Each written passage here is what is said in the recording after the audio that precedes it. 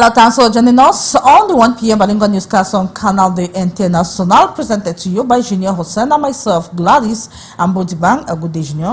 Good day, Gladys Ambo. Bonjour à tous et à toutes. Bienvenue au 13h sur Canal International. Voici les titres de votre journal.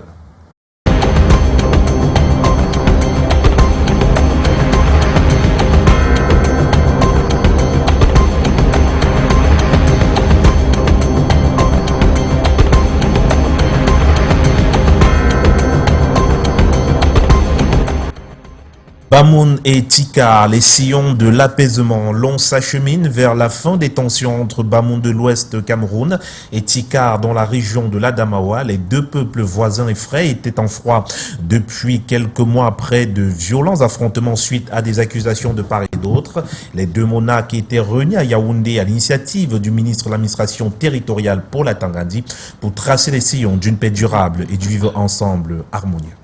And 2 people have died and 2 others seriously injured after a container overturned on a taxi at the Carrefour Mek area at the Yaoundé 7th subdivision that was here yesterday.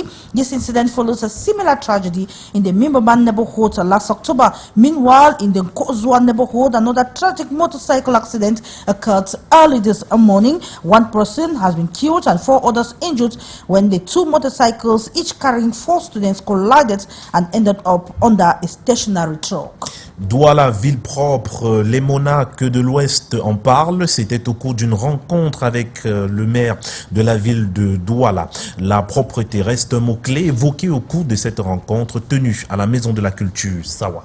And as U.S. deportation orders escalate, anxiety is spreading through Cameroonian migrant communities, with over 1,700 facing imminent explosion. Fears of separation from families and uncertainty about the future grips those living in the shadows. You shall have a commentary on this in this newscast. Those were major stories. Stay on for developments.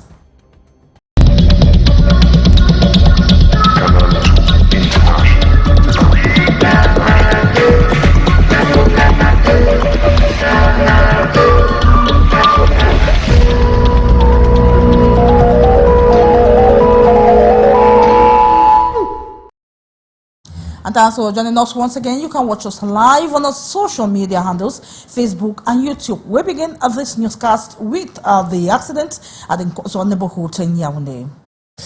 Eh bien, nous ouvrons ce journal avec cet accident tragique, un mort et plusieurs blessés dans un accident de la circulation survenu ce matin au quartier Ngozoa à Yaoundé. 2 motos qui circulaient entre les véhicules ont heurté un camion, provoquant ainsi le décès immédiat d'un élève écrasé par ce camion alors qu'il était sur le chemin de l'école. Les précisions avec Claude Audrey Mbala et Jean-Bernard Tania.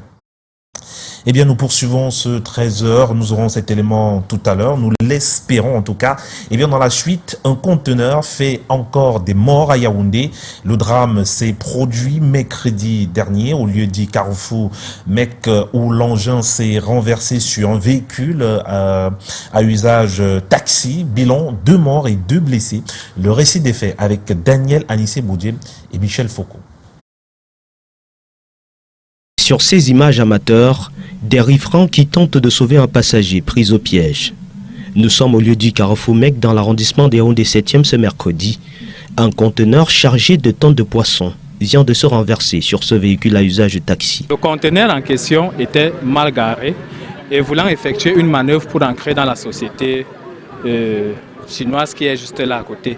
Alors, le conteneur a basculé sur le taxi, créant l'incident qui a été... Le véhicule avait à son bord 4 personnes. Le chauffeur et le passager à l'avant ont eu la vie sauf comme par miracle. Mais la mort n'a pas épargné les 2 dames assises à l'arrière. Je sortais pour aller au travail ce matin quand le drame s'est produit. Je me suis arrêté pour essayer de voir comment on pouvait faire. Ensemble avec d'autres qui ont essayé de nous mettre la main, on a pu batailler jusqu'à on a pu sortir le chauffeur, sain et sauf. Avec le temps et tout, l'appui de d'autres qui sont venus et tout, on a pu sortir notre passager. Les 2 autres à l'arrière n'ont pas survécu parce que le poids de l'engin était vraiment reposé sur eux. Posé sur cette semi-remorque, le conteneur tueur ne présentait aucun dispositif de sécurité, selon ce témoin. il n'y avait pas les mesures de sécurité, notamment la chaîne. Un drame similaire à celui vécu il y a quelques mois au quartier Mimboman, dans le 4e arrondissement de Yaoundé, où la même cause avait produit le même effet. Et revenons donc sur ce sujet dramatique au quartier Ngozoa à Yaoundé. Un élève écrasé dans un accident de la circulation, un mort et plusieurs blessés. Eh bien, dans un accident de la circulation ce matin au quartier Ngozoa, je disais tantôt, deux motos qui circulaient entre les véhicules ont heurté ce camion, provoquant ici le décès immédiat de l'élève en question. Malheureusement, l'élément n'est pas disponible. L'on s'achemine vers la fin des tensions entre Bamoun et Tikar. Les deux peuples tout simplement étaient en froid depuis des mois à l'initiative du ministre de l'administration territoriale. Les deux monarques se sont parlé il y a quelques heures. Les détails avec Daniel Anissé-Boudier et Pierre-Raoul Ngoufo. Des assises de ce 28 janvier 2025 au ministère de l'administration territoriale, l'histoire retient cette image. Le sultan roi des Bamoun et le chef supérieur Tikar, main dans la main, comme un symbole de paix retrouvée entre les deux peuples.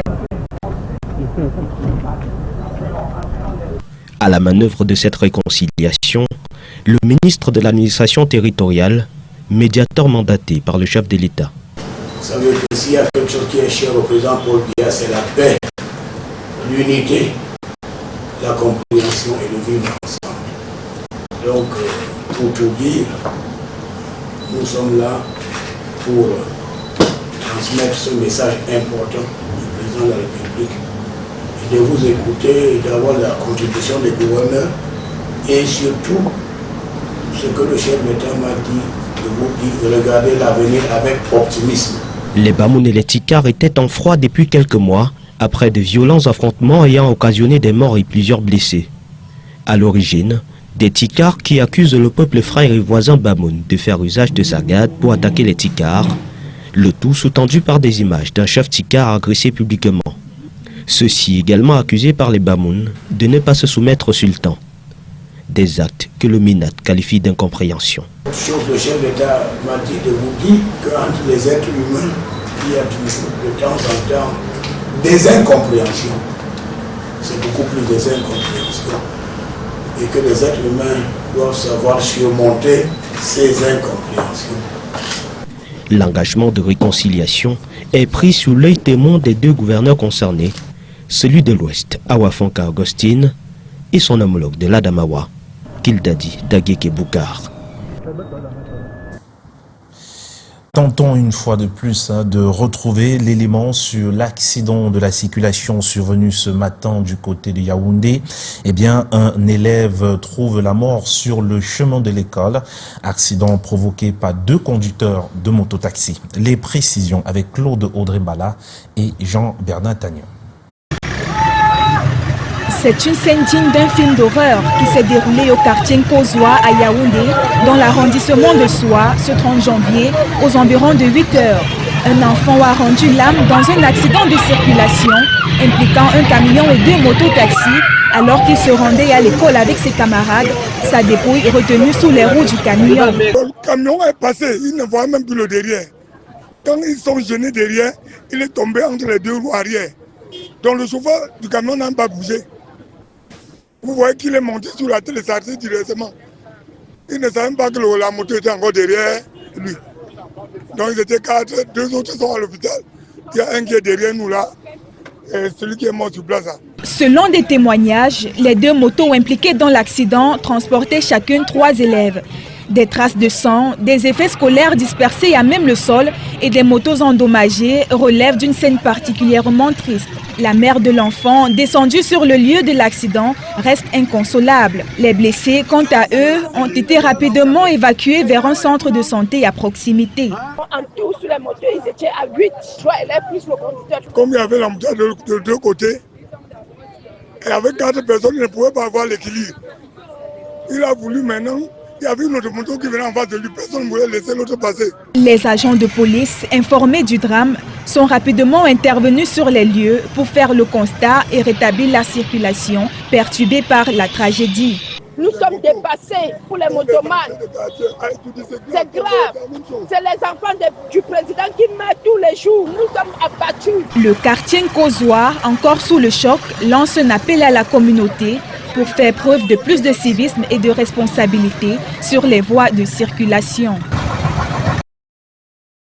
La suite du 13h, c'est avec vous, Gladys Sambo. And we continue with accidents in the nation's political capital, Yaoundé, where a container has claimed lives. The tragedy occurred that was yesterday in the nation's political capital, Yaoundé, precisely at Carrefour Mek in the Yaoundé 7th subdivision. The container overturned on a taxi. The two, we have 2 deaths and 2 seriously injured. And this accident comes just after that of last October, still in the nation's political capital. Yaoundé, let's have more with Beatrice Ngamo. This amateur footage shows the effort struggle by the population trying to rescue a passenger trapped in the wreckage. We are at the Carrefour Mek junction on the Yaoundé 7th district, where a container loaded with tons of fish overturned on a yellow cab. The container in question, witness explained, was not well stationed and maneuvering to enter their company, the worst happened. Le conteneur a basculé sur le taxi, créant l'incident qui a été. The cab had 4 people on board. The driver and passenger sitting in front miraculously survived. But the 2 women sitting in the back were not that lucky. The weight of the container was on them. The population and passers-by engaged into rescue operation. Ensemble avec d'autres qui ont essayé de nous mettre la main, on a pu batailler jusqu'à on a pu sortir le chauffeur sain et sauf. Avec le temps et tout, l'appui de d'autres qui sont venus et tout, on a pu sortir notre passager. According to this other witness, the container placed on a semi-trailer had no safety device to effectively keep it in place. Il n'y avait pas les mesures de sécurité, notamment la chaîne. This tragedy is similar to the one that occurred last October at the Mimboman neighborhood under Yaoundé 4, where the same cause produced the same effect. And still in the neighborhoods, still in Yaoundé, we have another accident that claimed the life of 1 person and left 4 others seriously injured. That is early this morning. There were all students who were on board 2 separate bikes that collided and landed them under a truck, which unfortunately claimed the life of 1 person. Let's have more again with Beatrice Ngamo. This image not different from what happened this morning at the Nkozoa neighborhood in Yaoundé. The unfortunate incident, however, concerned bike riders with 3 students, and he came face to face with another carrying 3 students also. 3 passengers, he lost his balance. He wanted to cede space for the other bike in front of him to pass. Going backwards, he fell between the back tires of a truck, which though moving has stopped due to traffic. A move that ended tragic. It would have been worse if the truck was on the move. The driver was positioned as you see. He did not move. If he did, he would have crushed the heads of all 4. The 7th incident, this mother cried out loud, calling on the powers that be to see into this issue. Bike riders speeding with 3-4 passengers, most of them students, who ironically enjoy the risky show. We are so tired of bike riders. It is serious. These are children of the president dying every day. They believe something needs to be done, and urgently too, to control overloading by motorcycle riders. The wounded were then rushed to the nearest health facility and the cops to the mortuary.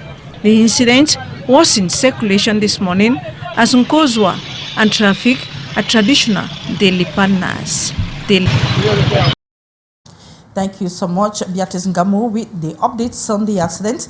And in Douala, promotional sales are booming with supermarkets and government-backed initiatives offering the staple food at reduced or significantly reduced prices. While we have consumers who are happy with the discount, we have local market vendors who say they are struggling to compete and demand similar price reductions from suppliers to keep their businesses alive. Let's have more with Sherifa Salem.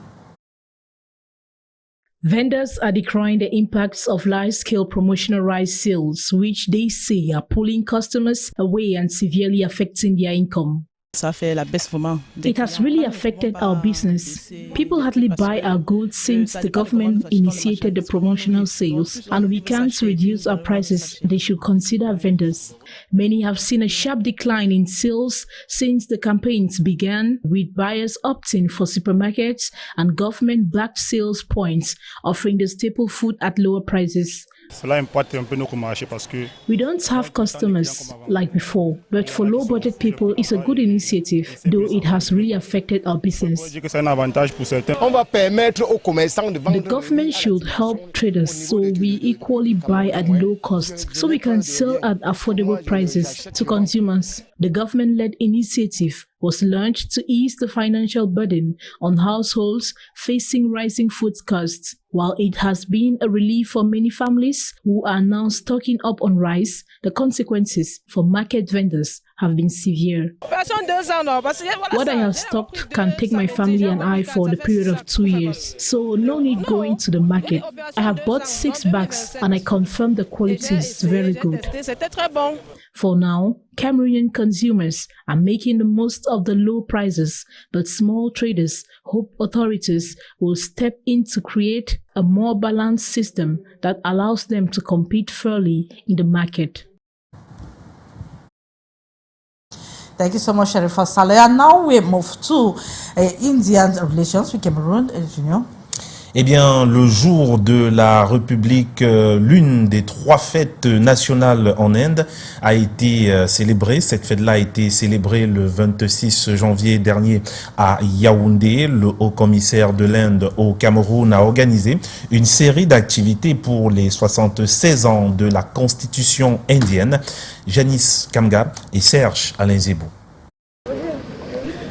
Ce 26 janvier 2025, l'Inde célèbre l'entrée en vigueur de sa constitution. Appelé jour ou fête de la République, ce grand moment de l'histoire du pays ami a été commémoré à Yaoundé alors que le pays souffle sa 76e bougie.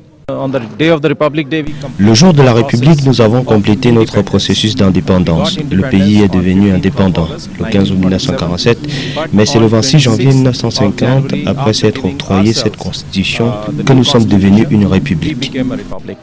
En diurne, un spectacle jeunesse qui rassemble des nationaux vivant en terre camerounaise et de nombreux amis de l'Inde.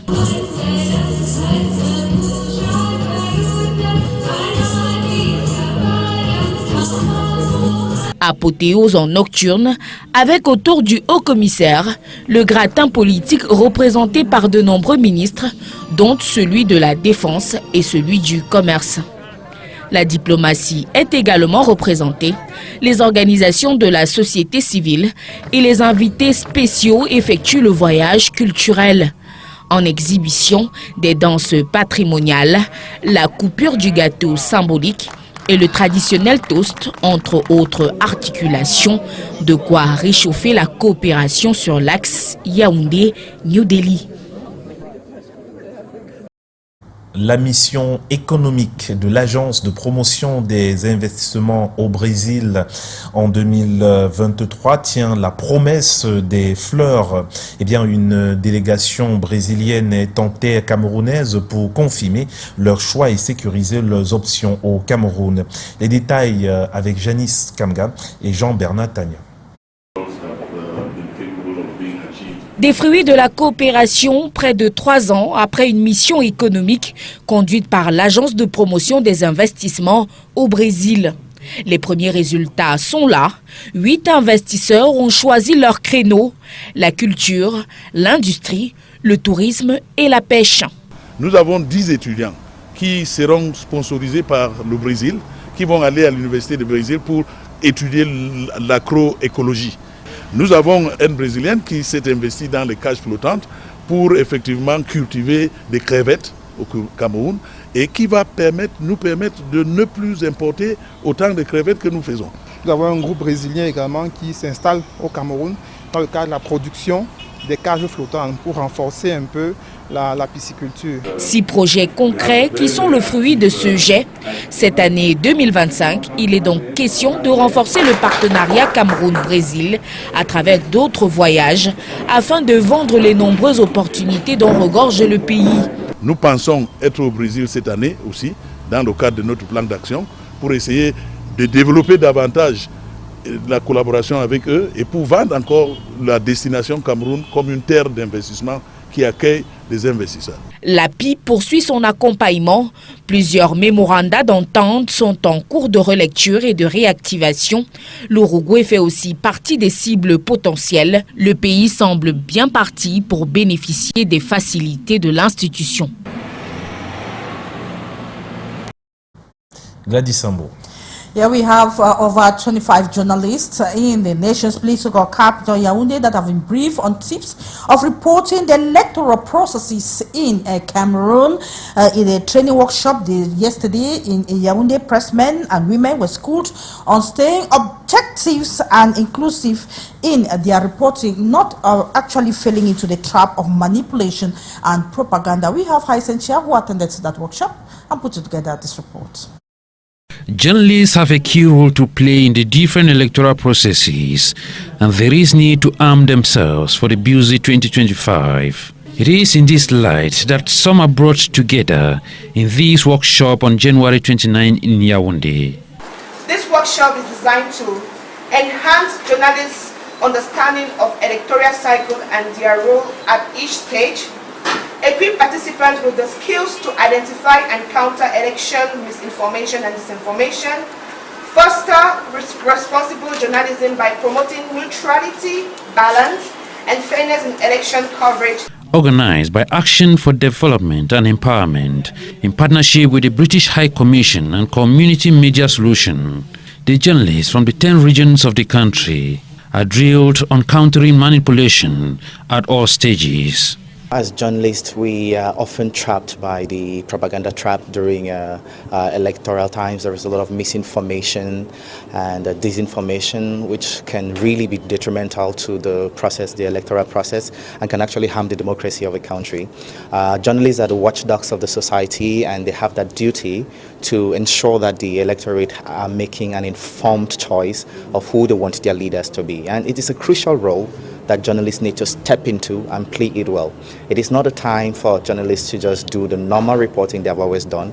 They need to be very abreast with the processes. An occasion for Elections Cameroon to also consolidate links with the media men and women for a better reporting of the electoral drive. Just want the media to come to Elecam and get the right information and give that right information to the public, so that the public will be well assured that what they are having is the right information. There will be trust, there will be confidence, and that is how we can create an environment for a credible, free, fair elections in Cameroon.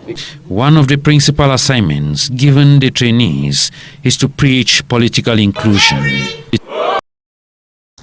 And as Cameroon heads into the electoral year, this 2025, there has been an increased attention on President Paul Biya, and analysts suggest that these reflect the population's eagerness for change amid an era of political stagnation. Let's have more in this report.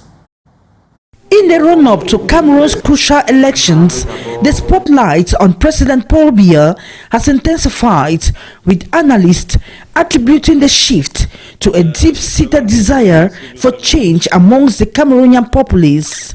A lot of people have been raising questions about his age and many other factors, and asking him to give an account of the 42 years he has been in power, and they are thinking that probably someone else could be, and I think that's why you're having these divergent views. Change the guards and change the system.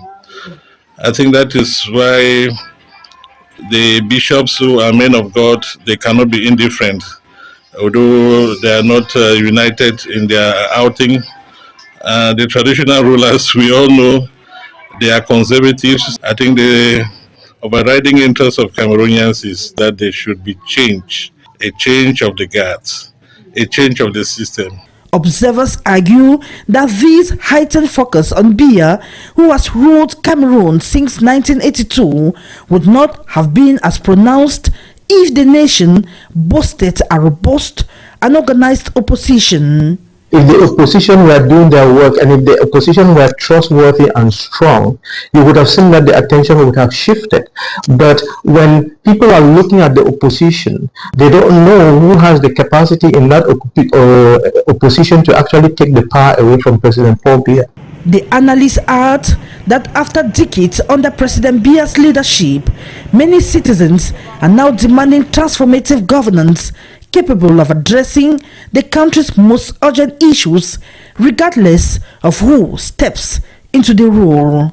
I think most Cameroonians yearn to change the system, this hyper-centralized system that has brought about corruption, has brought about tribalism, has brought about bureaucracy, a lot of administrative bottlenecks. Cameroonians are concerned about their problems being solved, whether it's by who, it doesn't matter. Even if it is President Paul Biya, let him just put the right team in place and solve people's problems and there will be peace. As the election year unfolds, all eyes remain on Cameroon's political landscape, with hopes that these moments of intense scrutiny will pave the way for meaningful change in a country on the cusp of transition. And we now talk about traditional rulers in Douala who talks about hygiene and sanitation in the city of Douala. Junior. Et de nombreux chefs traditionnels de la région de l'ouest du pays ont fait escale dans la ville de Douala après la tenue de la session ordinaire du Conseil national des chefs traditionnels du Cameroun du côté de Yaoundé. Au menu des échanges avec le maire de la ville de Douala, le vivre ensemble et la lutte contre le désordre urbain. Les précisions dans ce reportage réalisé avec Stéphane Binac. Les chefs traditionnels, Baham, Bamfelo, Balevin, Baboté, Bamenjo et Bamoun sont ici reçus par le maire de la ville de Douala. Ces têtes couronnées sont accompagnées de 23 représentants de chefferie de l'Ouest dans la ville de Douala. Nous ne pouvons pas venir et aller encourager ces enfants sans passer, saluer, sans passer dire merci à monsieur le maire qui les offre, n'est-ce pas,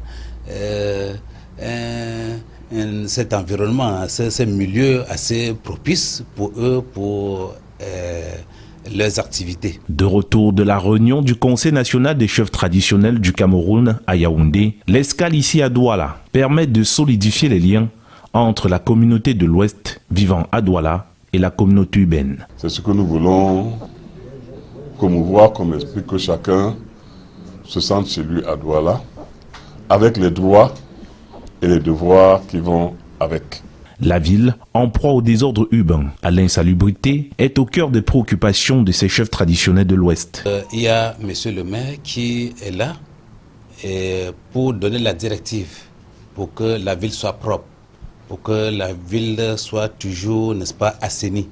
Et nous avons intérêt à encourager et surtout à instruire à nos enfants de suivre les instructions.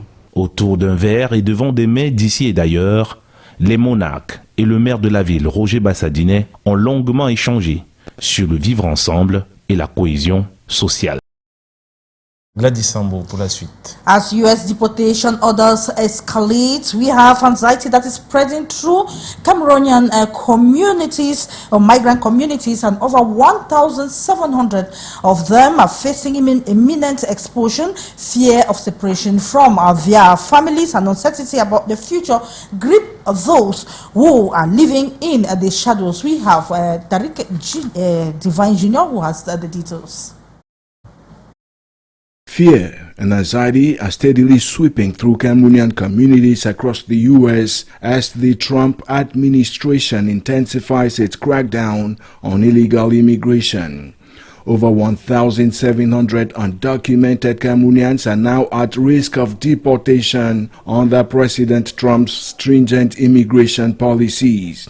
Indeed, in just 1 week into his return to office, the Trump administration has already deported thousands of undocumented migrants from various countries. According to trickling news reports as well as sources within the U.S. Immigration and Customs Enforcement abridged ICE, 4 military planes are scheduled to repatriate the concerned Cameroonians to Yaoundé in the days ahead. Unlike other countries resisting deportations, Cameroon is reportedly in full cooperation with the U.S., adding fuel to the fire of Trump's hardline immigration agenda aimed at tightening border control and curbing illegal immigration. With an estimated 250,000 to 300,000 Cameroonians currently living in the U.S., many are vulnerable to these mass deportations, and particularly those who have overstayed their visas or entered the country without proper documentation.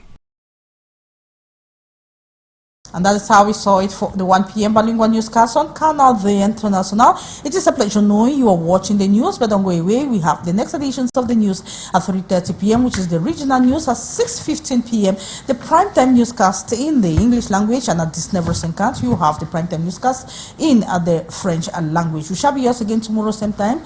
God willing. Good day, Junior. Good day, Gladys Sambo. Merci à tous et à toutes d'avoir regardé ce 13h sur Canal 2 International. Au revoir et à très bientôt.